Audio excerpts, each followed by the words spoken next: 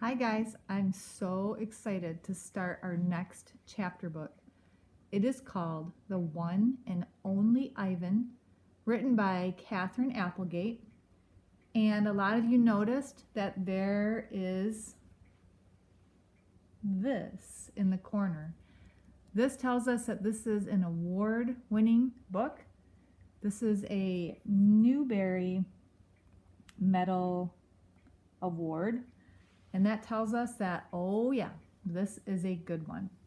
So The One and Only Ivan does have mini chapters, and they're pretty short. Sometimes they're only a page or two. So sometimes I'm going to breeze over the title of the chapter and just keep on reading. So we're going to kind of break the book up into parts. So I'll read several chapters a day, but like I said, they're pretty short. So this is part one of The One and Only Ivan. Some of the days I'll be putting the book here so you can see and read along with me. And some days I will be holding up the book and showing you the pictures. There are some pictures in the book for you to check out, but not very many. Dedicated to Julia. It's never too late to be what you might have been. Here we go. Get ready. This is a good book. Hello, I am Ivan. I am a gorilla. It's not as easy as it looks. People call me the freeway gorilla, the ape at exit 8, the one and only Ivan, mighty silverback. The names are mine, but they're not me. I am Ivan, just Ivan, only Ivan. Humans waste words. They toss them like banana peels and leave them to rot. Everyone knows the peels are the best part. I suppose you think gorillas can't understand you. Of course. You also probably think we can't walk upright. You try knuckle walking for an hour and tell me, which way is more fun? I've learned to understand human words over the years, but understanding human speech is not the same as understanding humans. Humans speak too much. They chatter like chimps, crowding the world with their noise, even when they have nothing to say. It took me some time to recognize all those human sounds, to weave words into things. But I was patient. Patient is a useful way to be when you're an ape. Gorillas are as patient as stones. Humans, not so much. I used to be a wild gorilla, and I still look the part. I have a gorilla's shy gaze, a gorilla's sly smile. I wear a snowy saddle of fur, the uniform of a silverback. When the sun warms my back, I cast a gorilla's majestic shadow. In my size, humans see a test of themselves. They hear fighting words on the wind, when all I'm thinking is how the late day sun reminds me of a ripe nectarine. I'm mightier than any human. 400 pounds of pure power. My body looks made for battle. My arms outstretched span taller than the tallest human. My family tree spreads wide as well. I am a great ape, and you are a great ape, and so are chimpanzees and orangutans and bonobos, all of us distant and distrustful cousins. I know this is troubling. I too find it hard to believe there is a connection across time and space, linking me to a race of ill-mannered clowns. Chimps. There's no excuse for them. I live in a human habitat, also known as a cage, and it's called the Exit 8 Big Top Mall and Video Arcade. We are conveniently located off I-95 with shows at 2, 4, and 7, 365 days a year. Mac says that when he answers the trilling telephone. Mac works here at the mall. He is the boss. I work here too. I am the gorilla. At the Big Top Mall, a creaky music carousel spins all day, and monkeys and parrots live amid the merchants. In the middle of the mall is a ring with benches where humans can sit on their rumps while they eat soft pretzels. The floor is covered with sawdust made of dead trees. My domain or cage is at the end of the ring. I live here because I am too much gorilla and not enough human. Stella's domain, her cage, is next to mine. Stella is an elephant. She and Bob, who is a dog, are my dearest friends. Right now, I do not have any gorilla friends. My cage is made of thick glass and rusty metal and rough cement. Stella's cage is made of metal bars. The sun bear's cage is made of wood, and the parrot, his cage is wire mesh. 3 of my walls are glass. One of them is cracked, and a small piece about the size of my hand is missing from its bottom corner. I made the hole with a baseball bat Matt gave me for my 6th birthday. After that, he took the bat away, but he let me keep the baseball that came with it. A jungle scene is painted on one of my cage walls. It has a waterfall without water and flowers without scent and trees without roots. I didn't paint it, but I enjoy the way the shapes flow across my wall, even if it isn't much of a jungle. I'm lucky my cage has 3 window walls. I can see the whole mall and a bit of the world beyond. The frantic pinball machines, the pink billows of cotton candy, the vast parking lot. Beyond the lot is a freeway, a highway where cars stampede without end.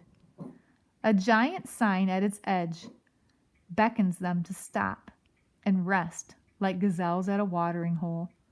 The sign is faded, the colors bleeding, but I know what it says. Mac read its words out loud one day. Come to the Exit 8 Big Top Mall and Video Arcade, home of the one and only Ivan, mighty Silverback. Sadly, I cannot read, although I wish I could. Reading stories would make a fine way to fill my empty hours. Once, however, I was able to enjoy a book left in my cage by one of my keepers. It tasted like termite. The freeway billboard has a drawing of Mac in his clown clothes and Stella on her hind legs and an angry animal with fierce eyes and unkempt hair. That animal is supposed to be me, but the artist made a mistake. I am never angry. So just to review, there is a mall, and in this mall, it's kind of like a little mini circus at one end of the mall. And you can come to the mall and see a circus show. So you can see an elephant perform. You can see Ivan, who stays in his cage, but he has 3 glass walls, so you can look right at him. And Bob, the dog, is a friend of Stella and Ivan. He does not perform in the circus act.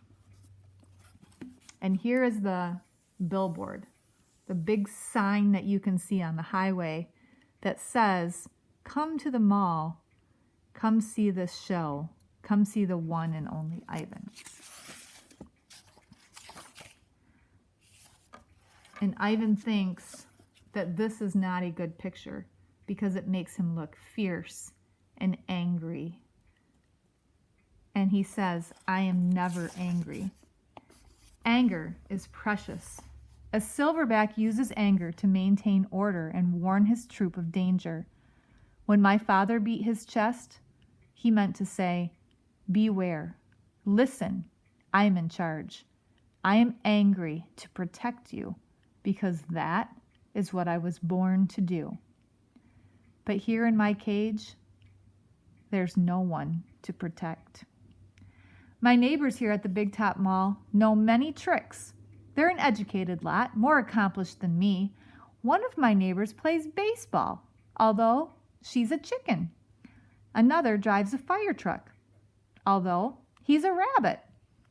I used to have a neighbor, a slick and thoughtful seal, who could balance a ball on her nose from dawn till dusk. Her voice was like the throaty bark of a dog chained outside on a cold night. Children wished on pennies and tossed them into her plastic pool. They glowed on the bottom like flat copper stones. The seal was hungry one day, or bored, perhaps, so she ate 100 pennies. Max said she'd be fine, but he was wrong. Matt calls our show the littlest big top on earth. Every day at 2 o'clock, 4 o'clock, and 7 o'clock, humans fan themselves, drink sodas, and clap. Babies cry. Mac, dressed like a clown, pedals a tiny bike, and a dog named Snickers rides on Stella's back. Stella sits on a stool, a very sturdy stool. I don't do any tricks. Max says it's enough for me to be me.